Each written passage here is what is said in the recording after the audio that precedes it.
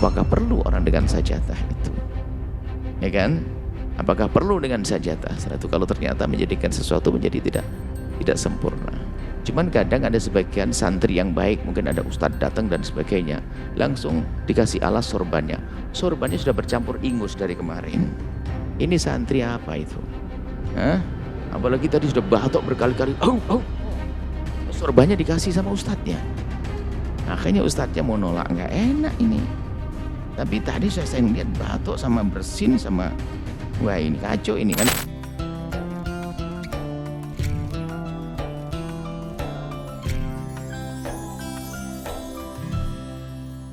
Jangan menjadikan sholat itu harus pakai sajadah. Makanya kadang kami itu kalau diberi sajadah di sebuah tempat yang agak sedikit kotor, misalnya sholat di tanah, kalau dikasih sajadah khawatir dikira oleh orang lain sholat harus pakai sajadah. Kadang harus kita singkirkan untuk memberi contoh. Anda bisa sholat dimanapun tanpa sajadah. Sebab bumi Allah itu suci. Di padang pasir, padang rumput, di mana saja. Tidak pakai sajadah sah. Jadi kita harus paham tentang kemudahan dalam melakukan sholat. Sajadah bukan syarat sahnya sholat. Kotor tidak najis. Najis kan terbatas sekali, hanya ada 7 saja najis. Najis adalah kotoran manusia, air kencing. Siapa yang kencing di situ? Kan nggak ada. Jadi di sawah, lumpur tidak najis kok. Jangan gara-gara di sawah nggak ada tempat sholat yang lalu tidak sholat. Anda dapatkan 50 keutamaan. 50 derajat diangkat derajatnya. 50 diikuti malaikat. Maka sholatlah di sawah. Sholatlah di perjalanan biarpun tidak ada masjid misalnya, asalkan tempat itu tempat umum yang diizinkan, bukan menggosok tempatnya orang. Kalau tempatnya orang minta izin, ya bisa di mana saja. Di jalan-jalan misalnya, jangan di tengah jalan, maksudnya ada tempat-tempat umum yang diizinkan. Jadi sholat bisa di mana saja. Tanpa sajadah. Ibu-ibu dengan baju muslimahnya sudah cocok oke. Tidak harus pakai mukena khusus. Ini adalah himbauan agar kita tidak meninggalkan sholat. Ternyata mendapatkan keutamaan berlipat-lipat. Dan memang kebanyakan orang yang tidak melakukan sholat itu sebetulnya bukan karena ia menantang Allah. Tapi karena tidak mengerti cara sholat yang mudah. Salat mudah. Dan untuk tidak harus pakai sajadah. Urusan sajadah ini adalah bab baru, akhlak memang. Kadang orang pengen menghormati orang lalu memberi sajadah.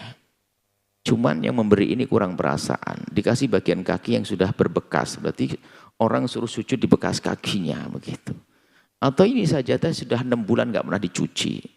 Sehingga bisa sesak nafas itu orang yang sujud di situ. Jadi Anda pengen berniat baik harus mikir-mikir dulu sajadah Anda ini layak atau enggak.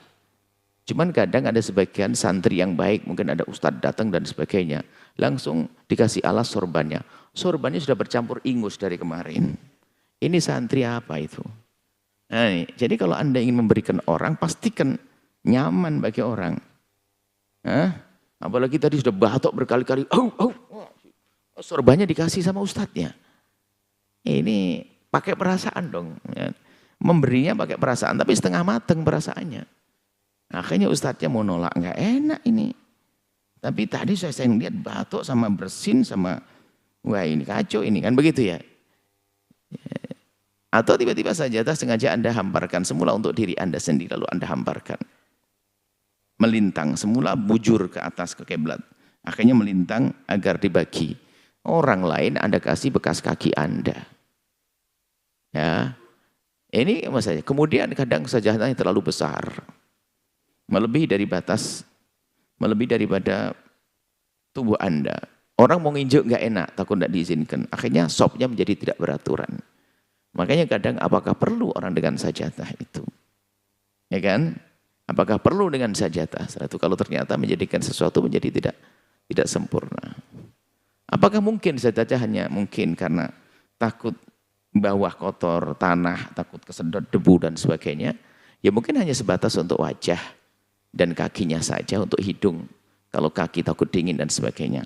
Maksud kami ini adalah bahan pertimbangan kalau Anda ingin suatu ketika ada santri memberikan sorbannya kepada satu ustadz, tak bilang tarik ambil semuanya. Sudah sorbannya kucel begitu, tidak tahu berapa tahun tidak kau cuci itu. Akhirnya ustadznya dikasih suruh sujud di sorbannya yang 1 tahun nggak pernah dicuci. Ini adalah maksud baik tapi salah caranya. Baik, makanya. Jadi sholat tidak harus pakai sejadah. Cuman kadang tempat itu terlihat tidak nyaman, mungkin aroma atau kotor atau takut debu, kesedot dan sebagainya. Kalau sujud kan khusyuk. Ya mungkin dikasih sesuatu alas kayak atau tisu dan sebagainya. Yang penting hidung kita tidak nyedot tanah. Yang perlu kami mantapkan di sini, sholat tidak harus pakai sejadah. Baik. Apalagi sejadahnya bergambar-gambar malah makruh nanti. Gambar boneka, gambar macam-macam gitu. Burung atau apa. Akhirnya sambil berkhayal nengkreng burung ini apaan. Burung apa itu ya? Ya ada kelihatan kepalanya, dok, matanya, dok, pinter yang lukisnya ya. Kok bisa? Wah, ada macam-macam. Mas khusyuk. Sehingga waktu ada gambar Nabi menyingkirkannya. Dalam hal ini juga kami himbau kalau Anda buat tulisan di baju Anda, tolong jangan di pundak Anda. Kalau ternyata Anda letakkan di pundak, tolong jangan dibawa dalam sholat. Karena ganggu orang di belakang Anda. Tulisannya serem, awas jangan lihat-lihat ya. Yang lihatlah. Dari tadi jangan lihat-lihat. Tulisannya jangan lihat-lihat, penasaran. Gambar, terima coba. Karena ada tulisan macam-macam. Kalau memang bukan untuk sholat, ya suka-suka.